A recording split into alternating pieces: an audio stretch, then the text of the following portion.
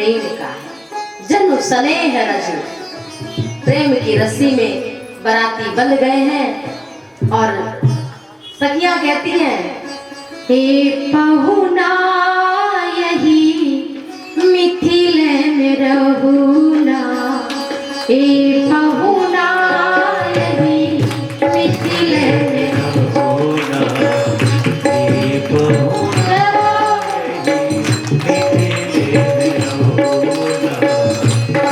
पहुना यही मिथिले में रहूना,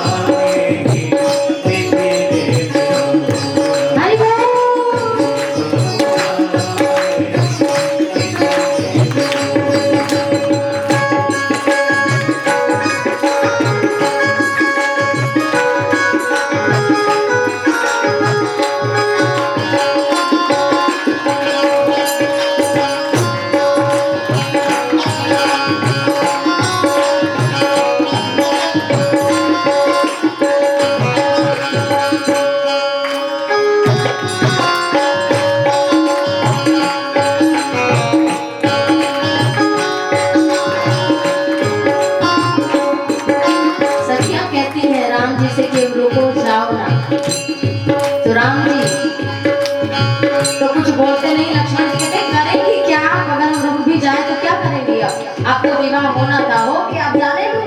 तो सखिया कहती हैं, हमारे यहाँ नई नई गायें ब्याई हुई हैं और खिचड़ी खाओ, बड़ी ताकतवर होती है, नया दूध जो है, और इतने पतले हो अपने घर में खाने को पाते नहीं हो, यहाँ रुक जाओ, खा पी के थोड़े मोटे ताजे बन जाओ, फिर अपने घर जाना। कमला बिमला झेमती पे खिचड़ी रोज खिलाई, खिचड़ी रोज खिलाई,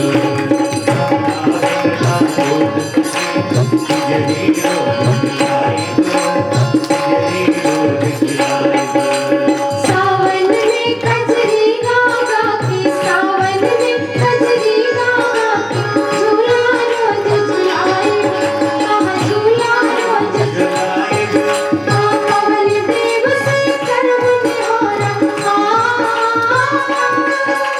पवन देव से करम निहारा, होले होले बहुना, हे बहुना यही मिथिले में रहूना, हे बहुना यही मिथिले में रहूना। जय हो।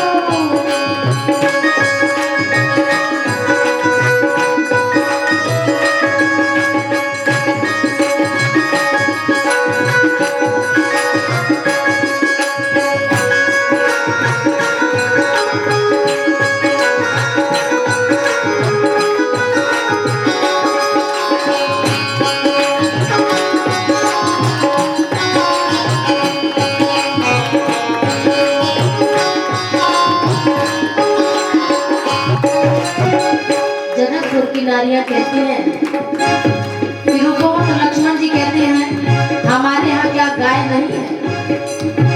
तो कहती हैं सखियां कि गाय चलो मान लेते हैं, आप अपने घर में दूध पी लेंगे, खिचड़ी खा लेंगे, लेकिन आपके भैया है काले, आपका तो कुछ नहीं हो सकता, आप तो गोरे हैं, लेकिन आपके भैया काले कलुटे हैं, और इनको हम जरा उल्टर उल्टर लगा के पूरा चिकना बना देंगे, फिर जाना। कहती है सखिया, 4 महीना के भीतर कौवा से गोर बनाई हो, कौवा से गोर बनाई हो,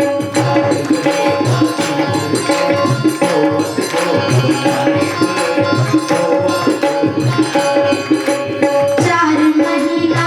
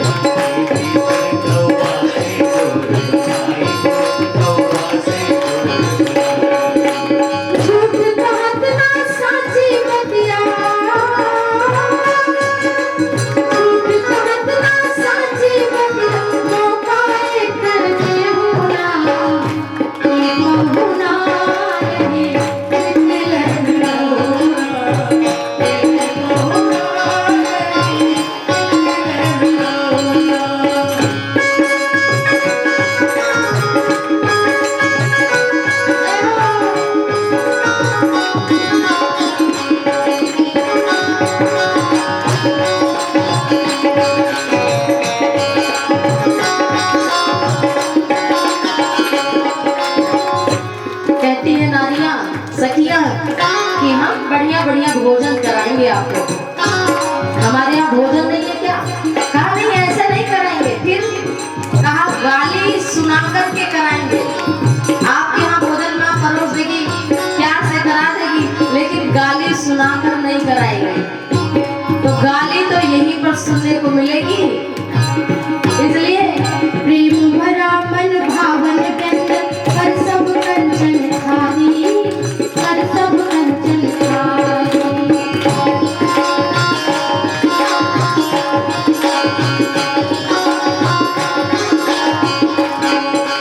प्रेम भरा मन भावन व्यंजन कर सब कंचन खादी, कर सब कंचन खादी। खूब स्वाद बन जाए सुनी, खूब स्वाद बन जाए सुन, सारी सरहद के नारी। अरे लाल लाल याद कलैया, लाल लाल लाल याद कलैया, हमको तनिका देखला। ये पहुना इतने नहीं रहुना, ये पहुना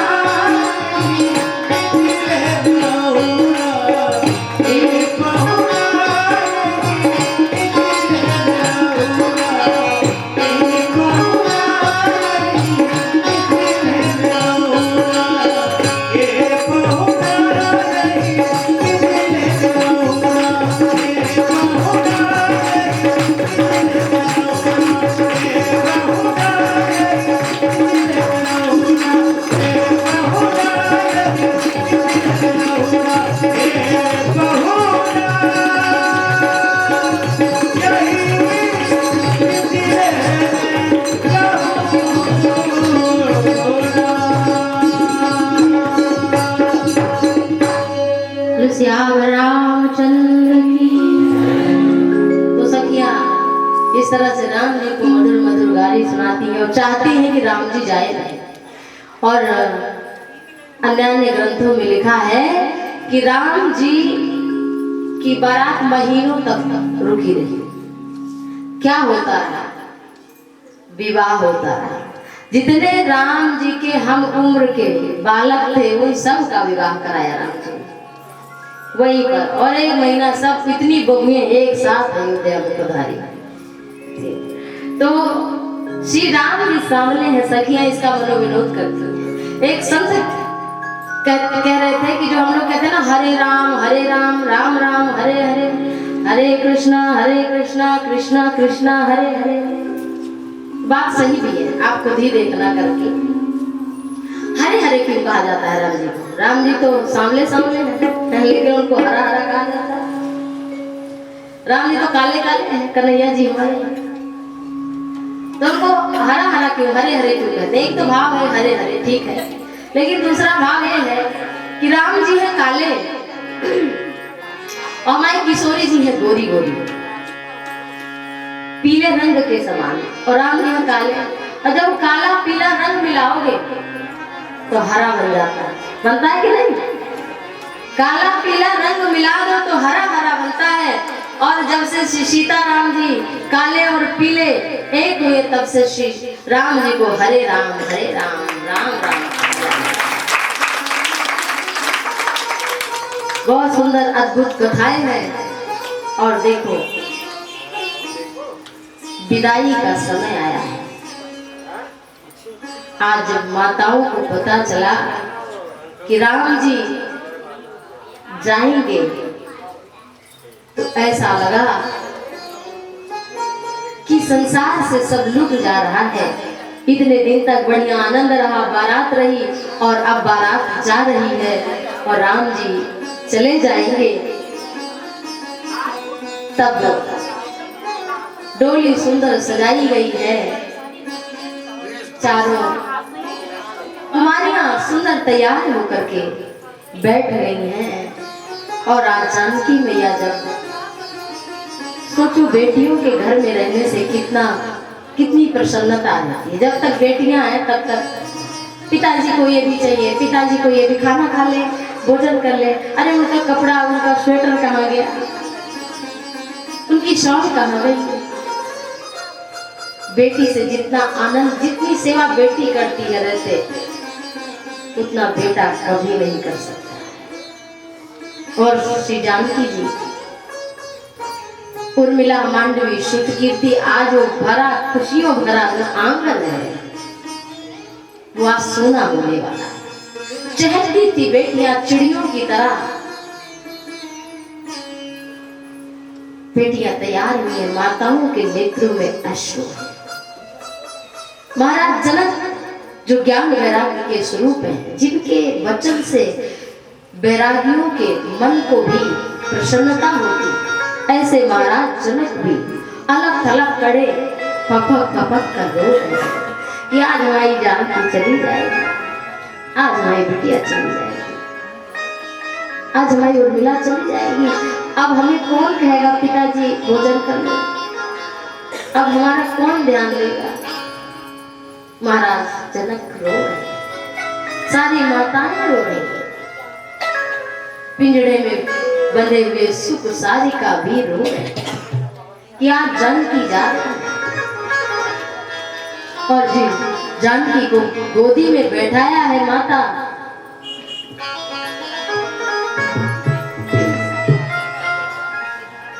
माता ने गोदी में बैठाया सुनैना मैया ने, और बहुत प्रकार से समझाती है, बिटिया जा रही हो, सास ससुर की सेवा करना, पति की आज्ञा का पालन करना। आज महाराज जनक का वैराग्य विदेहनगर में रहते हुए भाव प्रेम प्रकट हो गया है। और महाराज जनक को आज उनके मंत्री समझा रहे, महाराज धैर्य धारण करो, महाराज रोइएगा, ये तो दुनिया की रीति है। ऐसे प्रेम भाव में विवल हो गए हैं। और माता सुनैना 12 बार सुता उड़ाई। वो अगड़ी जब बेटी विदा होती है, हो सकता है एक बाप अगर बेटा भी चला जाए जवान तो ना रोए, लेकिन एक बेटी जब जाती है तो बाप रो देता।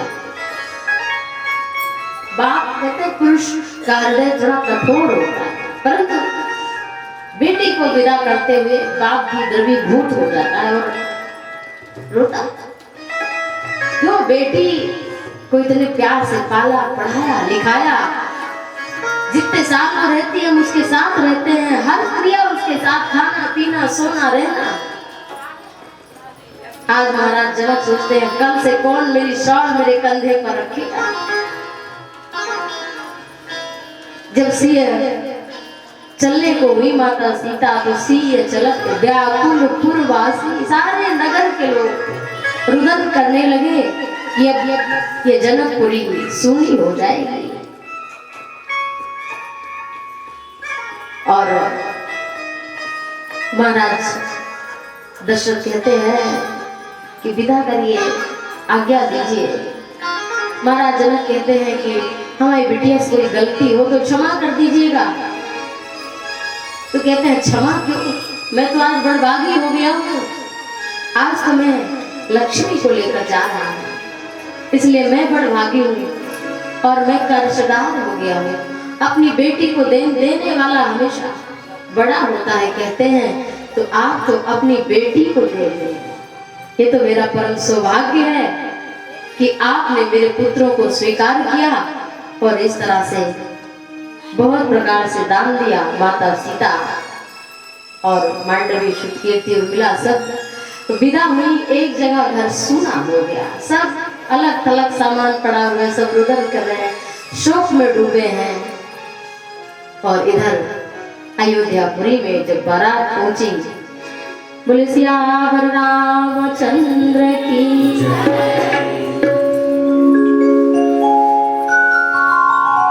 अयोध्या नगरी धन्य भई, अयोध्या नगरी धन्य भई, अयोध्या नगरी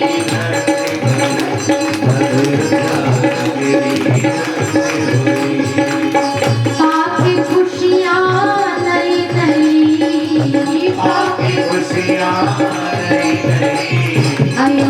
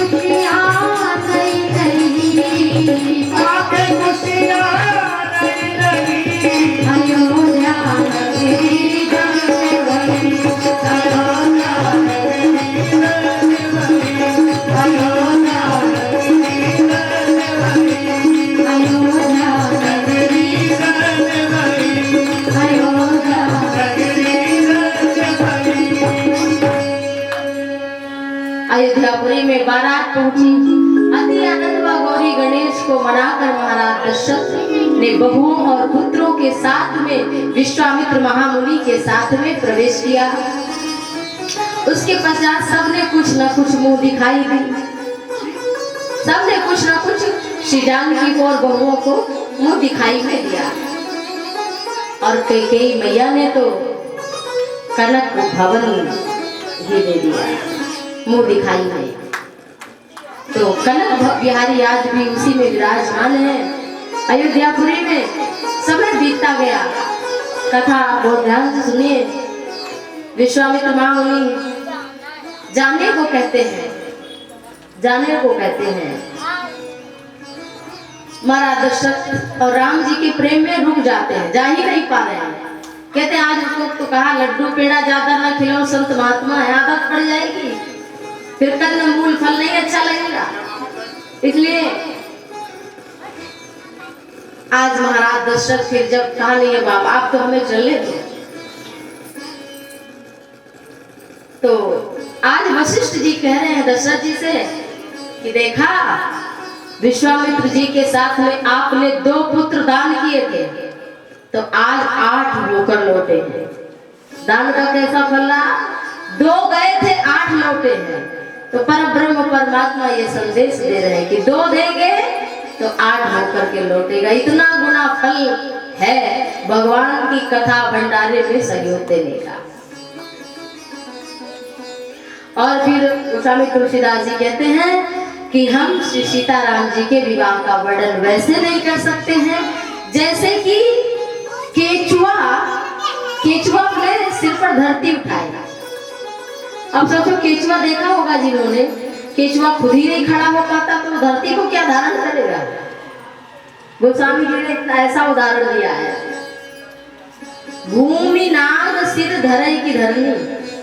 भूमि नाग माने केचुआ। जैसे केचुआ कभी अपने सिर पर धरती नहीं उठा सकता, धरती उठाने को कौन के खुद ही नहीं उठ सकता।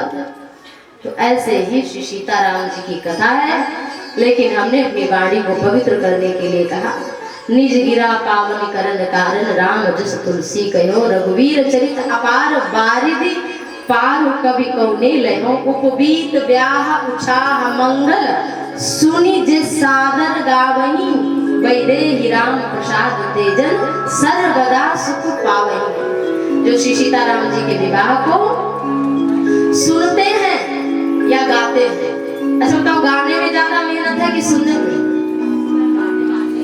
भाई कथा सुनाने में आपको बराबर याद होना चाहिए, भूलना नहीं चाहिए। और 4 घंटे के लिए आप बैठ गए हैं तो खबरदार आप उठ नहीं सकते, बीच में जलपान भी नहीं कर सकते, है कि नहीं? बड़ी सारे नियम है उसके। लेकिन सुनने के लिए क्या मन चाहे जहां रहे बैठे रहो बस। लेकिन फल क्या होगा?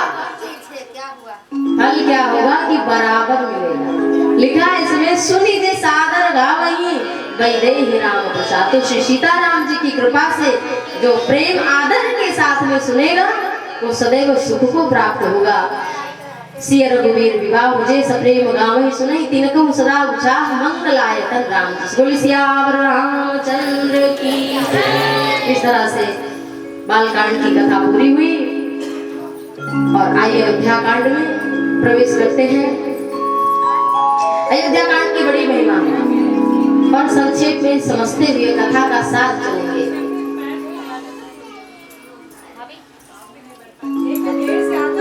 जानते हैं आप सभी की अयोध्यापुरी कहां से प्रकट हुई है? वाल्मीकि रामायण के अनुसार। सब लोग जान लो अयोध्या कितने लोग गए हैं बताइए? बहुत कम लोग गए, लेकिन संख्या बढ़ रही है।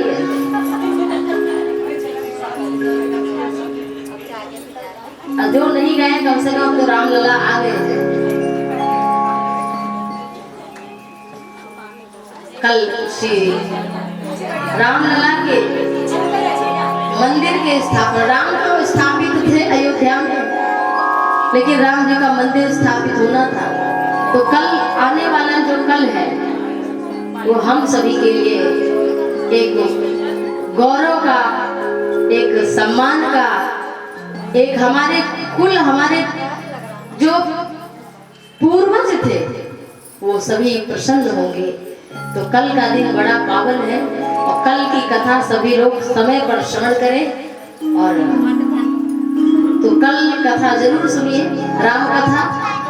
और इस जो त्रिवेणेश्वर महादेव मंदिर के स्थापना दिवस के मध्य में वह तिथि हम लोगों को पुनः प्राप्त हो गई, ये हम सबका परम सौभाग्य है। और कल ही विश्राम है कथा का, तो हमारे जीवन में राम आए और हमें विश्राम की प्राप्ति हो, यही कथा का उद्देश्य है। तो जो अयोध्या धाम है, ये अयोध्या धाम मनु महाराज है, ब्रह्मा जी के पुत्र है मनु महाराज। मनु महाराज ने तपस्या की और भगवान श्री हरि को प्रसन्न किया। मांगा क्या कि हमें अयोध्यापुरी चाहिए, अयोध्यापुरी। तो भगवान वैकुंठ का हृदय है अयोध्या, हृदय मांगेगा, हृदय है वैकुंठ का। और मनु महाराज ने उस वैकुंठ रूप का हृदय ला करके धरती पर स्थापित किया, लेकिन अयोध्या टिक ही नहीं रही थी। तो भगवान ने सुदर्शन चक्र को भेजा कि जाकर के आप अपने ऊपर रखिए। तो अयोध्या का सप्त मोक्षदायिनी पुरियों में प्रथम नंबर आता है। अयोध्या, मथुरा, काशी, कांची, अवंतिका, पुरी, द्वारावती, ये जो सप्त मोक्षदायिनी पुरियां हैं, इनमें मस्तक है, मस्तक है अयोध्या। गंगा बड़ी, गोदावरी, तीर्थ बड़ा प्रयाग और सबसे बड़ी अयोध्या नगरी, जहाँ श्री रघुनाथ लेना अवतार। बोलिए अयोध्या धाम की। तो ऐसी अयोध्या नगरी है जो भगवान श्री हरि के चक्र पर स्थित है और वैकुंठ का हृदय है। और जो वहां पर सरयू मैया है, आप सभी ने तो गंगा की महिमा सुनी है कि गंगा कैसे आई, लेकिन सरयू कैसे आई ये बहुत कम लोग जानते हैं। सरयू, एक बार ब्रह्मा जी तपस्या कर रहे थे, ब्रह्मा जी, तो भगवान के नेत्रों में भाव के कारण जल आ गया, नेत्र में भाव के कारण जल आ गया। अब वो जल जब गिरने लगा तो ब्रह्मा जी ने अपने कमंडल में उसको भी रख लिया। और कैलाश मानसरोवर सभी बहुत कम लोग जा पाते, बहुत कम लोग गए होंगे कैलाश मानसरोवर। वहां पे जो कैलाश मानसरोवर है, वहीं पर ब्रह्मा जी ने अपने कमंडल का जल डाला और वो वहां से सरयू माता यहाँ तक आई। त्रिवेणी के माध्यम से होते हुए इस तरह से माता सरयू का प्राकट्य हुआ है। और सरयू मैया जो है, जा मज्जहिते बिनय प्रयासा मम समीप नर पावहि वासा। अयोध्या जाना, यदि राम जी के धाम जाना चाहते तो एक काम कर लेना, केवल एक कि सरयू में स्नान कर लेना। तो ये भगवान श्री राम का कथन है कि जा मज्जहिते बिनहि प्रयासा मम समीप नर पावहि वासा। भगवान के धाम जाना है, साकेत जाना है, वैकुंठ, तो आप सरयू में स्नान कर लीजिए। बोले सरयू मैया की। तो इस तरह से सरयू का प्राकट्य हुआ। और अयोध्या कांड की महिमा श्री गुरु को प्रणाम करते हुए किया है।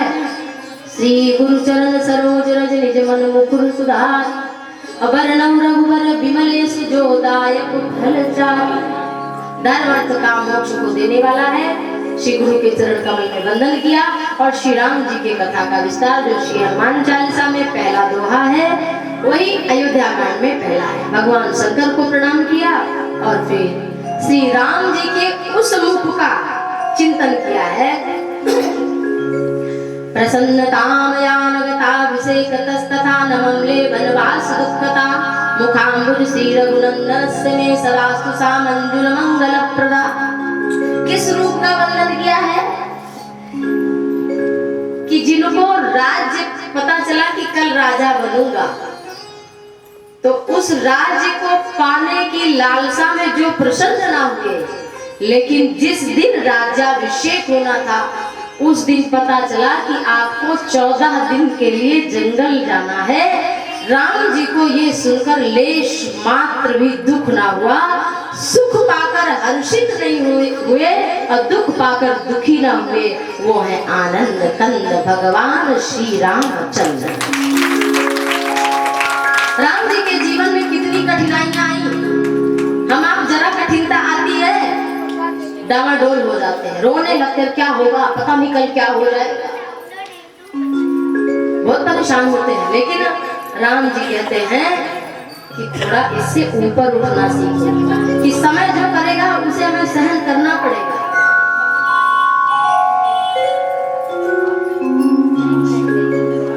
इसलिए कुछ पाकर ज्यादा प्रसन्न न हो और कुछ चला जाए तो ज्यादा दुखी मत हो। क्यों? क्योंकि शरीर भी जाने वाला है, और चीजों के लिए कितना रोने। गोस्वामी तुलसीदास जी कहते हैं कि जब से श्री राम जी ब्याह करके आए हैं जानकी के साथ में, अब अयोध्या में पहले से ज्यादा सुख संपत्ति बढ़ गई है। रिद्धि सिद्धि संपत्ति नदी सुहाई, उमंगी अवध अम्बुति कहु ढाई। सारी रिद्धि सिद्धि संपत्ति रूपी नदियां जो हैं वो अयोध्या रूपी महासागर में दौड़ कर मिल रही है, दौड़ रही है।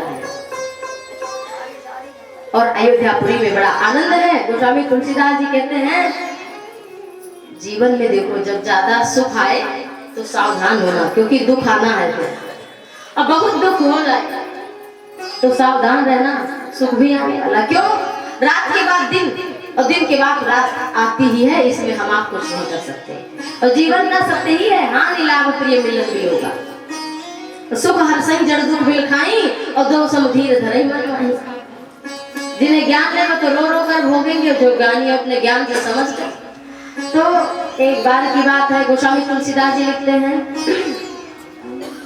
एक समय सब सहित समाजा, एक समय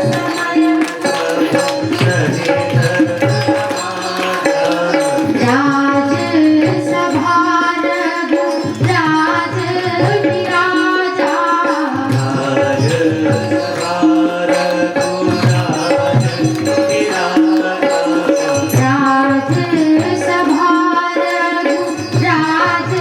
विराजा,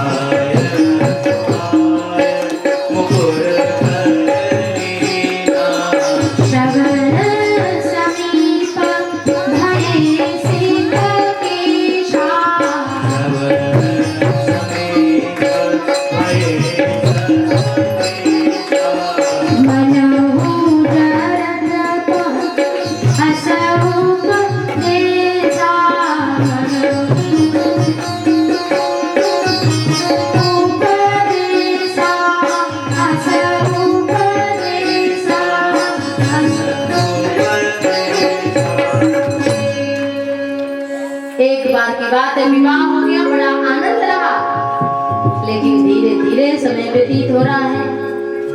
एक समय की बात है कि महाराज दशरथ अपने सिंहासन पर आरूढ़ हैं।